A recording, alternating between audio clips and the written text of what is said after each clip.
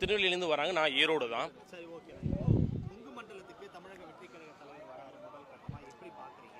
ரொம்ப சந்தோஷமா இருக்கு, வரவேற்கணும். ஏன்னா இப்படிப்பட்ட ஒரு தலைவர் வரது நம்ம கண்டிப்பாக வரவேற்கணும். எத்தனை வருஷமா இந்த டிஎம்கே கவர்மெண்ட் பார்த்தீங்கன்னா சிறுபான்மை பாதுகாவலர், சிறுபான்மை இதெல்லாம் இல்லவே இல்லை. 4.5 வருஷத்துக்கு அப்புறம் இப்போ அடிக்கல் நாட்டுறாரு ஹஜ் ஹவுஸ். எப்போ யார் ஹஜ் ஹவுஸ் கேட்டா? முன்னாடி எப்பயோ கேட்ட கோரிக்கைக்கு 4 வருஷத்துக்கு அப்புறம் அடிக்கல் தான் என்ன ஏமாத்துறீங்களா? இப்போ ஓட்டுக்காக வேண்டி இஸ்லாமியர்கள் பயன்படுத்தி கொண்டு ஓட்டுகளாகவே வைத்துக் கொண்டு இப்போ அதே தான் நாடகம் ஓடுது. அதனால இஸ்லாமியர் விழித்துக் கொள்ளணும். நிச்சயமாக தளபதி ஆட்சி நல்லாட்சி அமையும்.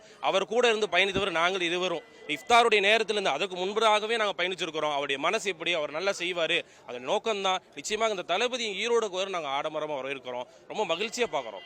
தேர்தல் களம் எப்படி இருக்கும் 2026 ஈரோட்ல? எப்படி அது மிகப்பெரிய ஒரு வெற்றி காணக்கூடிய இதாக இருக்கும். ஏன்னா இத்தனை வருஷம் இவங்களுக்குள்ள, அதாவது டிஎம்கே ஏடிஎம்குள்ள கூட போயிருந்துச்சு. இப்போ டிவிக்கேன்னு மிகப்பெரிய ஒரு இதாக நடக்குது. அதனால தான் பயப்படுறாங்க. இவ்வளோ பாருங்க, மக்களுடைய தாரதாரியான கூட்டங்கள் வருது. ஏன் அவர் மேலே வச்சிருக்க ஒரு மிகப்பெரிய ஒரு நம்பிக்கை தான். அந்த நம்பிக்கை தான் நாங்கள் மதகுருமார்கள் தான் இஸ்லாமியுடைய மிகப்பெரிய நாங்களும் பொறுப்பில் இருக்கோம்.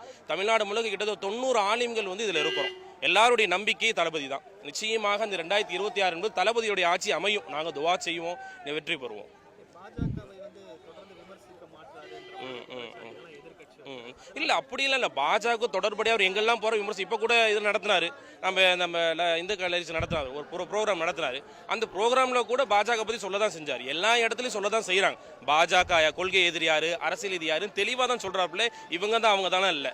நாங்கள் இவங்களுடைய சார்ந்தவர்கள் கிடையாது. நாங்கள் மக்களுக்கான ஆட்சி அமைச்சு கொடுப்போம் அப்படிங்கிற தெளிவாக இருக்கிறோம். இல்லை டிஎம்கேவை கூட ஈரோட்டில் பெரிய பிரச்சனை தண்ணி இதுவரை சரியில்லை. எத்தனையோ கவர்மெண்ட்டையும் நான் இப்பவும் சொல்றேன், இந்த கவர்மெண்ட் ஏடிஎம்கே டிஎம்கே தான் ஆட்சி செய்யறாங்களே தவிர இது வரைக்குமே இந்த கேன்சர் இருக்கு, இந்த கிட்னி ப்ராப்ளம்லாம் அதிகமாக நடக்குது. ஏன்னா தண்ணி சரியில்லை. அவ்வளோ கெமிக்கல் கலக்கப்படுது, ரசாயனங்கள் கலக்கப்படுது.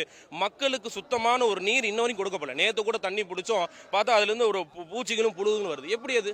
நீங்கள் தானே நடத்துறீங்க. இவ்வளோ வருஷமும் மக்கள்கிட்ட வரி பணங்களும் அதுக்கான தேவைகள் எல்லாமே வாங்கியிருக்கீங்க. அப்போ ஒரு தண்ணீர் ஒழுங்காக கொடுக்கணும். இது கூட கொடுக்க முடியாத ஒரு கவர்மெண்ட்டாக இருக்கீங்க. முதல் ப்ராப்ளம் நான் சொல்கிறது தண்ணீர் விஷயத்தை நான் சொல்கிறேன். ரெண்டாவது, அடிக்கடி பார்க்கணும்னா இந்த நகராட்சிகளுடைய சுத்தமைப்பு இங்கே கிடையாது.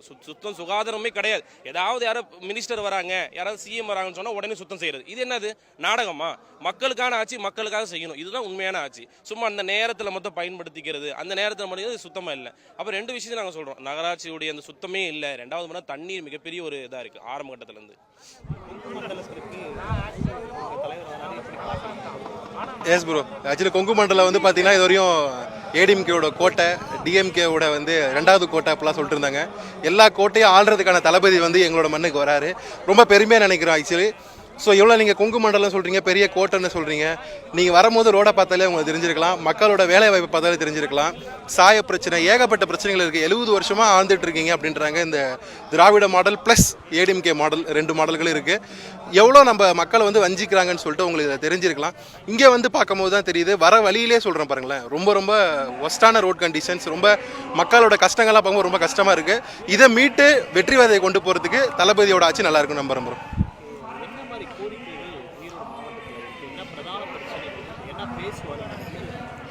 ஈரோடு மாவட்டத்தினாலே பெரியார் பிறந்த மண் ப்ரோ. சமூக நீதி, சமத்துவ கொள்கை, இதான் நம்மளோட செக்குலர் ஜஸ்டிஸ், இதுதான் நம்மளோட கொள்கையே. சரி, கொள்கையேட்ட கூட்டணிடுவாங்க. அதுக்கு அப்புறமேட்டு வரேன்.